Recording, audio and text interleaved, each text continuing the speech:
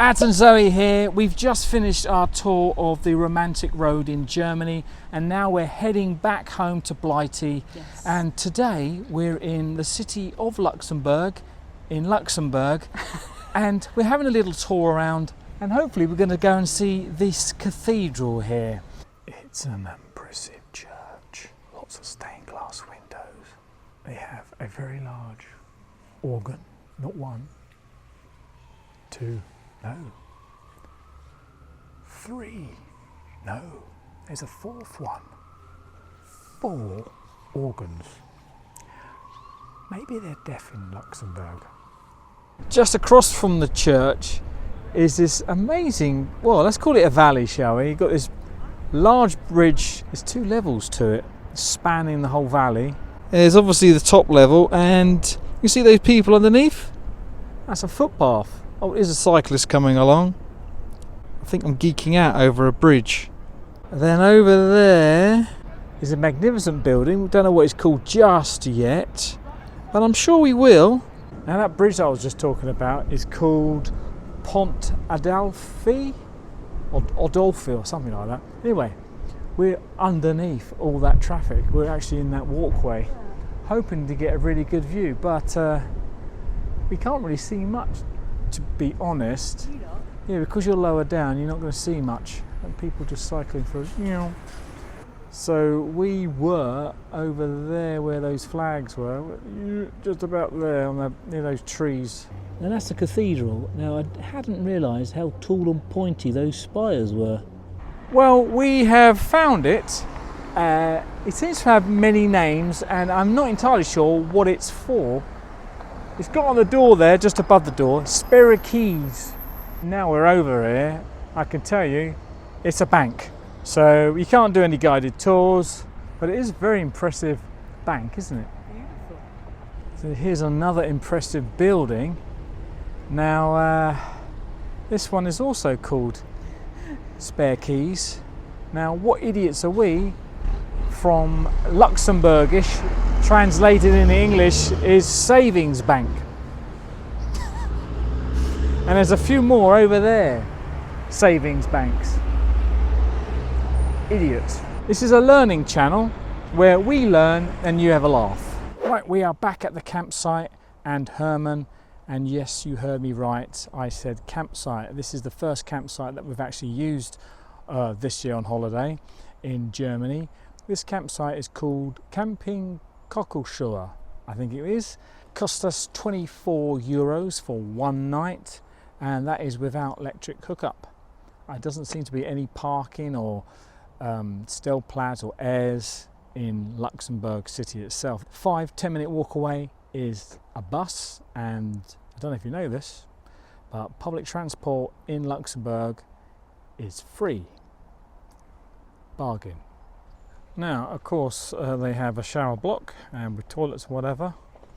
And coming up the road just here is a user of said showers. Now wet one. Yeah, how did you? I don't look my best.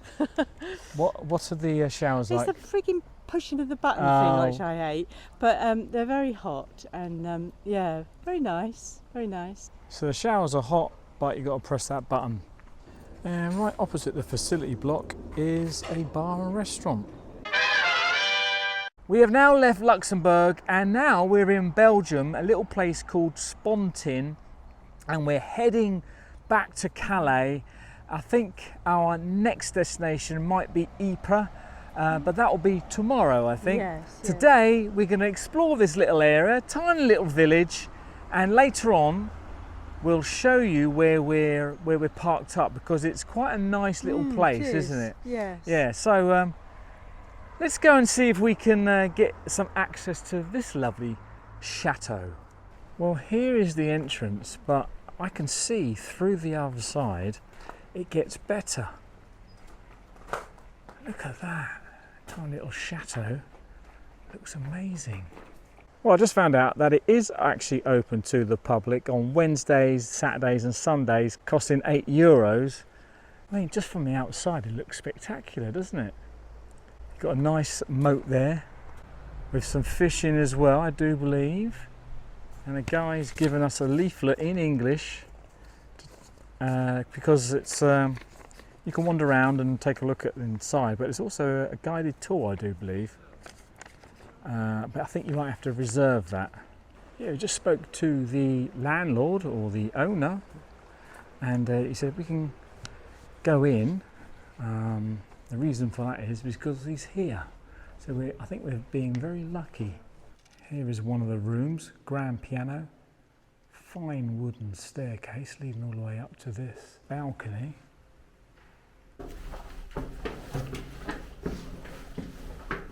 Now I think it's safe to say that nobody lives here. Oh God!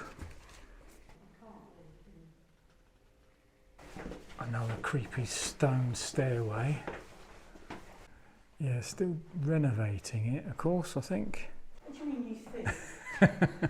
What was that show? Escape to the Chateau or something? Yeah, I think it is. Was it Escape to the Chateau? Yeah. Yeah, it's reminding us of that. This stairway is quite narrow, and it's now got dark for me. There we go.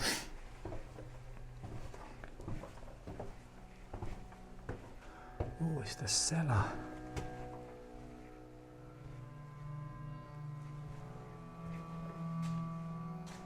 Oh, okay.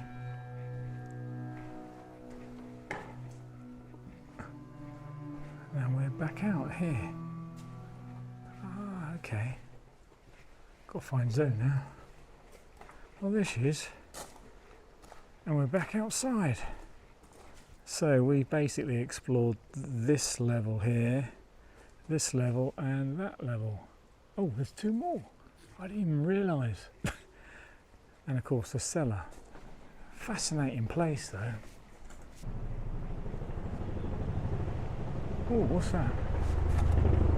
Chinook or something? Yeah, there it goes. Wow. So we're back at Herman and the Air. It is called the Air de Questval.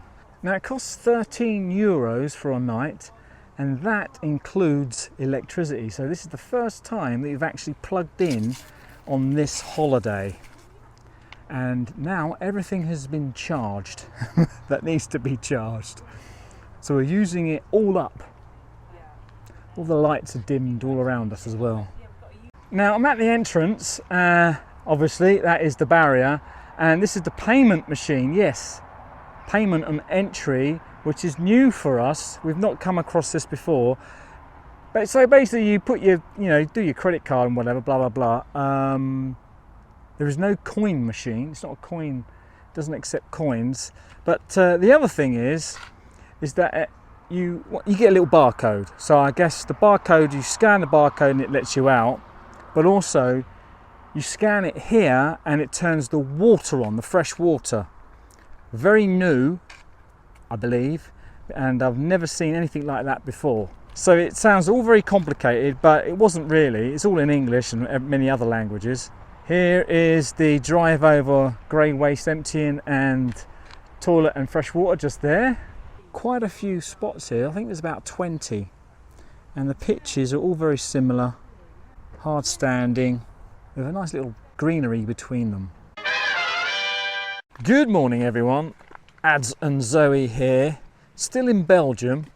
It's quite early in the morning and we're going to see, well I hope, we're going to see something that I've been wanting to see for quite a few years now, ever since I saw a photograph of this chateau, Chateau Walzin.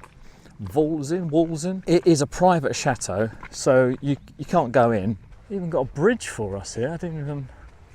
Well, it's not for us. No, it's not for us. I wasn't expecting such a nice bridge. I should be able to see it from here. We are surrounded by cliffs, but oh, I've just seen it.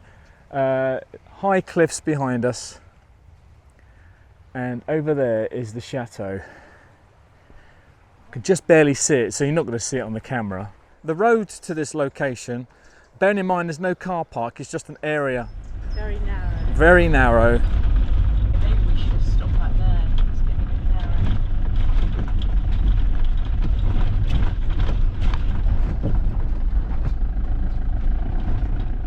just enough room for our motorhome. If you've got a big motorhome, then I wouldn't suggest you come here. I don't think it's a secret place either. It's just a bit cut off. There is a sign where we parked up. There's a sign that says, you know, an arrow that says photos of Walzin this way. And this path we're on does look very worn, so I don't think it's a secret place or whatever. But I'm not saying that you should come in your droves, you know what I mean? If the place is busy, then move on. Well, that's the other thing, that parking place where we stopped at, there's not a lot of room to turn around, right? So just bear that in mind. Right, I don't think we're going to get much closer than this actually. See, just a little area where there's no trees. What do you think of that? That is amazing. Just perched on the edge of a cliff. Just imagine trying to build that on the edge of a cliff, worried that you're going to fall off.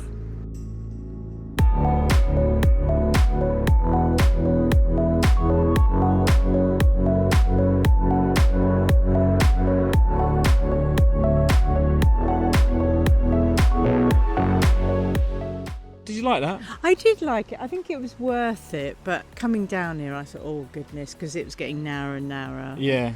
And I thought, oh God, we're going to get to a stage where you can't turn around. But there is a bit of an area, isn't there? Yeah. First thing I not too did bad. was turn round. Yes, but then there's lots of people coming along now, so it might be quite busy. There's quite a large group of people. Yeah. We haven't really seen, there's probably about 20. You can hear them. You can hear them. I can only assume that there's a big bus down there blocking us in. But we'll soon find out. We got ourselves in a bit of a predicament. We've decided to go into Dinant, which is just up the road from the chateau. There wasn't much of a warning. It said no wider than 2.7 metres. And the reason for that is because of this bit here. There's just a small gap in the middle of the rock. And it says on there 2.7 metres limit. Herman is 2.7. I don't particularly want to risk it. However, that's not the hard part. The hard part is that this road here is a one-way street. That's the other side, just over there. We'll have to cross the island and go back that. We'll have to go the wrong way up a one-way street. I don't understand how we would not avoid that other than going through that small gap. Anyway, we'll worry about that in a few minutes. We're just going to go and see if we can get some bread now, some rolls. Well, we've got our baked goods, a couple of rolls and some sweet rolls for later. But now we've got to figure out what we're going to do about Herman and getting out of through that gap. I am thinking of trying to drive through the hole. I've seen a bus do it, and there's plenty of motorhomes here, but they could have come in from the other direction. Can you tell I'm worried? So some of you might be thinking that, well, why don't you just fold your wing mirrors in? Oh, and here goes Herman. Oh, so that gives me, and there's a big truck as well. Yeah, about these wing mirrors. Ours don't fold in. I don't know whether they're not supposed to, but they don't fold in, they don't move. It's very beautiful here. It's a fantastic river giving you the views, and then, yeah, you can't see it now, but ahead there was a huge looking castle or some sort of fortification. I don't know if we'll get through that gap.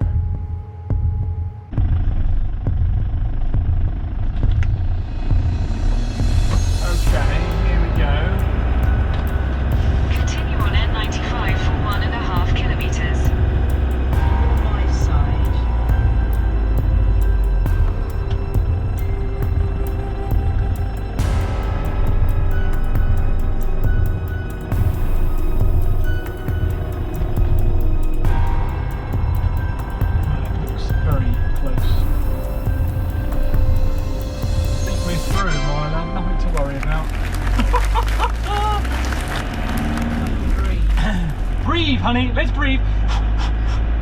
Well, after many hours driving, being diverted, roadworks and all that kind of thing, we have finally made it to Ypres. We are currently in a motorhome air called Camperterrain de Zandberg, found on the Park for Night app. And can I just say, what a wonderful place it is. It's quite quiet. There's a bit of road traffic. We've got LiQWYD, right? We've got electric hookup for €15 a night, and just perfect for us. Tomorrow we're gonna do a bit of exploring. This chap here, he's the owner, and he's very jolly, very nice, very kind. So if you ever do come here, say hi. I'm sure you'll meet him, because he just shows, just shows up when you least expect him, like now. Anyway, tomorrow morning he's put on some coffee for us, which is very pleasant, isn't it? And he's already given us some eggs for our breakfast. So yum yum. Now, travelling down the motorway at 70 miles an hour, I don't know, about 100 kilometres an hour, there's going to be casualties, especially with the weather that we've been having, the warm weather. Herman, all in front of there when we arrived. In fact, when we were driving, I had to keep wiping the windows because it was a massacre on the front of there. Now, what Zoe does when we arrive, normally she will clean this, and we have a good old laugh about how terrible the windscreen's got after she's cleaned it. Look at the state of that windscreen.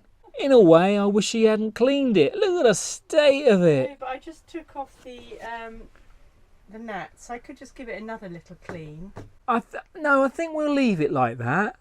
I'll clean it with the windscreen washers tomorrow when I need it. I couldn't really get to it very well. Right. This is the kind of thing Herman and myself have to put up with. I've just cooked you a lovely meal. Oh no, she's at it again. Well, good morning everyone. It is our last day on our holiday. Tomorrow we are heading to the ferry at Calais. So today though, we're going to spend some time wandering around Ypres and exploring the place. Now, Bedford House Cemetery is where my great uncle is buried. He was in the First World War.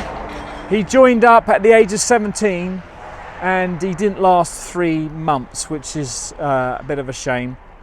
We've been here before many years ago, and we have some vague idea of where he is, but we're going to have to search for him anyway. I just had to take a look at my previous video of where we visited this place. I got a bit of information from it. The video's given me an idea where he is situated. Just look at all these gravestones. Hundreds of them. So many. Too many. If I remember, he's on the right hand side along here somewhere. Ambrose Pitson his name is. And when I say I remember, what I mean to say is I've seen the other video.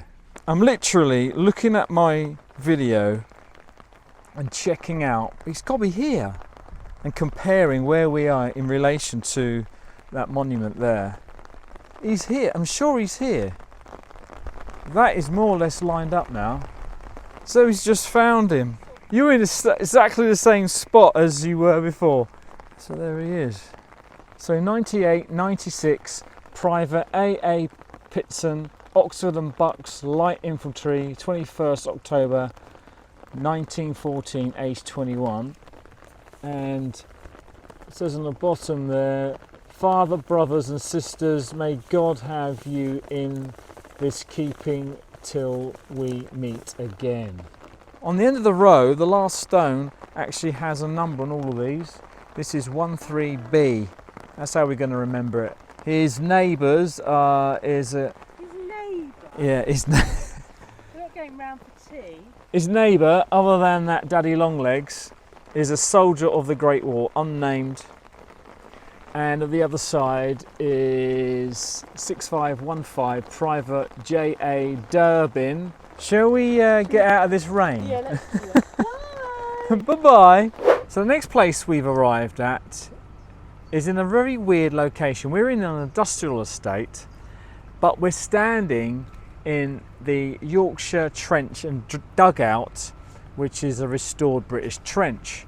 as you can see, yeah, it's a bit of grassland at the moment. Oh, there's a trench just over there I can see. There's a huge fan there, and there's one on the other side as well. And there are quite a few factories. In fact, you might be able to hear some of them. So obviously this is a tiny section of the trench which ran for miles. I think it was a communication trench. When the industrial estate was built on top of it, they excavated it, got underneath, got into all the tunnels that were underneath, and they found like 200 dead servicemen and their possessions. All that has gone to the Flanders Museum in Ypres. Wow, this is very narrow. You couldn't get by people. Oh wow. I wasn't expecting to see an entrance into the underground. That's flooded now, of course. So this is a 13-metre staircase going 10 metres deep. Wow. That's quite far, isn't it? The sandbags are no longer sandbags. They are like concrete, really hard. So they used to have like duck boards going along, and they would just sink in the ground, and you know, it'll just disappear and it'll be all flooded. But then they decided to put these A-frames in and then put the boards on top, so all the flooded stuff, all the water went underneath the boards. Now these things, I thought they were some sort of air duct, some ventilation, right? But according to that sign there, these are Livings projectors, which are simple mortars, and they're quite close to the actual dugout. Oh wow. There's another staircase. Now this is supposed to be 20 metres down and 10 metres deep. It looks a bit more shallow than the other one. And this is some sort of lookout, I assume. You don't want to see much, are you? So hopefully you can see that there's an indentation in the ground there. That's another part of the trench, which of course is all being grown over and filled in more or less. Where I'm standing now though, this is a bunk room, or would have been, but underground as I understand it, and there's several of them as well. There's one just there, one here. Everything else is underneath the road, goes underneath the road there where Herman's parked on, and goes further on. Massive dugout trench. So that's one of the stairs just there, and the markings on the surface here make it go all the way along there in that direction, with these other little passages leading off of it. So here we have a cartoon of what it would have looked like.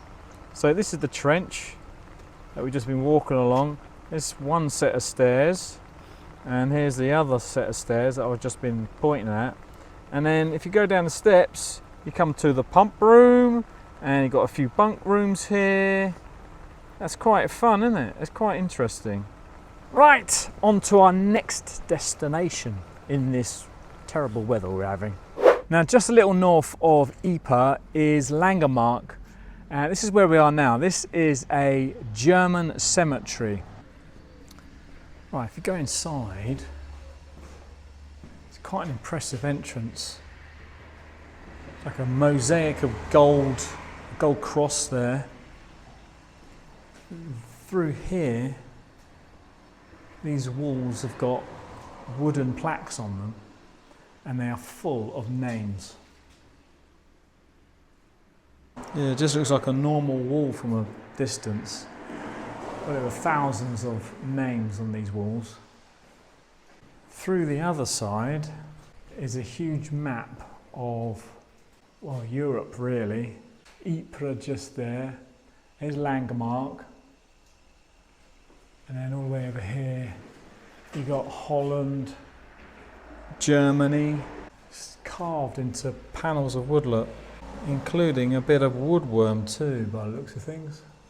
This is a cemetery outside. All these plaques here have multiple names on them. I can only assume that there are multiple people buried in these locations. These German soldiers, without their hats on, they're overlooking one massive grave. all along the outside are these huge plaques. There's quite a few of them, all that down there and all the way along the other side. And each one has got hundreds of names on it. Now I think they're the names that are buried here, but I might be completely wrong about that.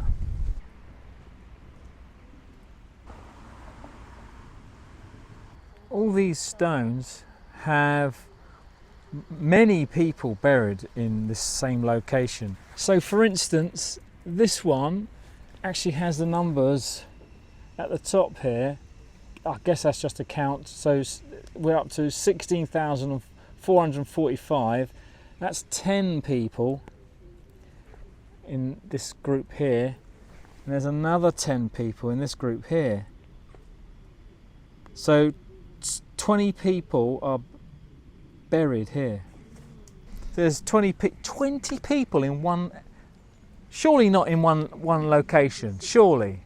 So I've just done a Google search and there are more than 44,000 Germans buried here from the First World War. And the mass grave, nearly 25,000 Germans are in that mass grave. Can you believe it?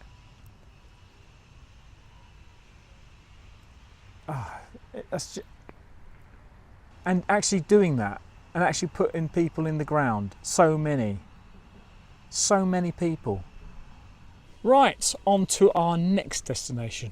So we're now in Dinant Cemetery, and can I just say, there is an awful lot of white stone here. So many gravestones, so many.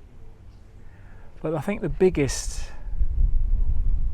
I don't know, attraction, disappointment, I don't know what you would call it, shock, is this wall here. This wall has thousands of names of British fallen soldiers from the First World War. Each one of these panels is full of names. These soldiers that are on these walls are missing in combat and their bodies haven't been found.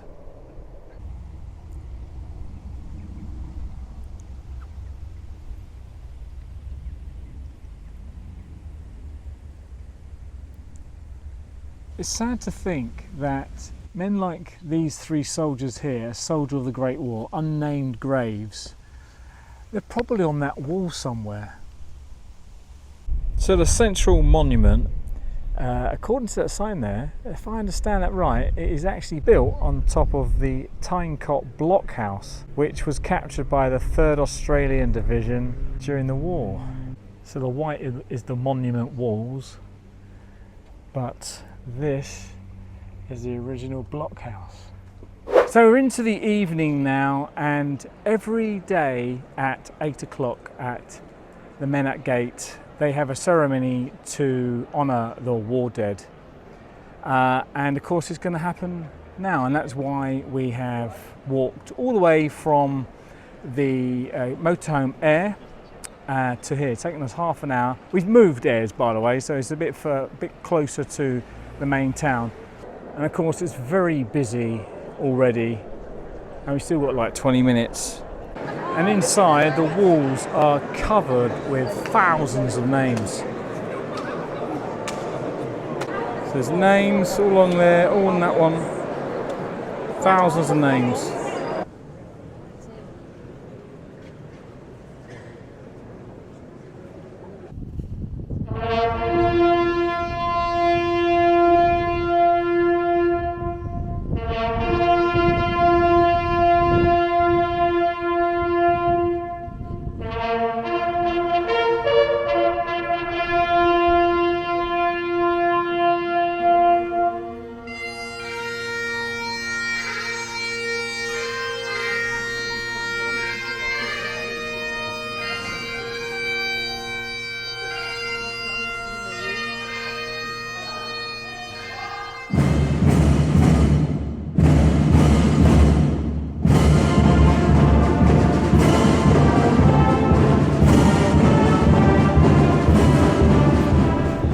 So what do you think of that, guys? Very soul moving, I think. But now of course it's raining. Now going into the centre of town, see what we can find there. Well, this is Flanders Museum. Look at that, it looks amazing all lit up, doesn't it? Now if you get a chance, you should definitely go in there. It is amazing. They got, well, everything to do with the First World War. Now of course, all this, where I am, surrounding me are buildings. Well, this was the base of the British operations during the the First World War, and it was all flattened. German bombs just completely annihilated the place. They've got pictures in there where they got the walls, just the surrounding walls of these buildings that high, because everything else was just destroyed. It's incredible, and they built it up over the last decades, of course. It's just a shame it's one of those towns where you've got a car park in the middle and all the cars are rushing around. Right, we're going back to Herman now. We've got about a 40-minute walk, and we might get lost. We ain't got any torches or anything. We've got our phones, and that's it. We're not going to get lost. We might get lost. Anyway, that will be the end. Oh, it's too windy. Of our video. Yay. Our end of our holiday. Tomorrow we are heading to Calais to pick up the ferry and heading home. Yeah, so if you liked all these videos, we'll see you again soon. Yeah, then why not give them a thumbs up? And if you like us vlogging, doing our travel vlogs in Herman, our 1998 Heimer, then why not consider subscribing? Until next time, free. Thanks for watching, and ta-da, bye for now.